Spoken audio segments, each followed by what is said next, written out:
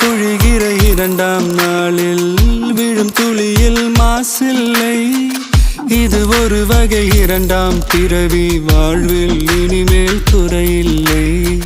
யுத்தம் புரிகிற மண்ணில் இரத்த பந்தம் போல் பலமில்லை.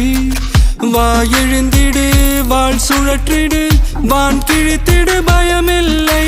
கீச்சை மறந்து போன கிளியின் மௌனம் போல இதயம் தவித்த போது நீ இசையாய் உள்ளே வந்தாயே.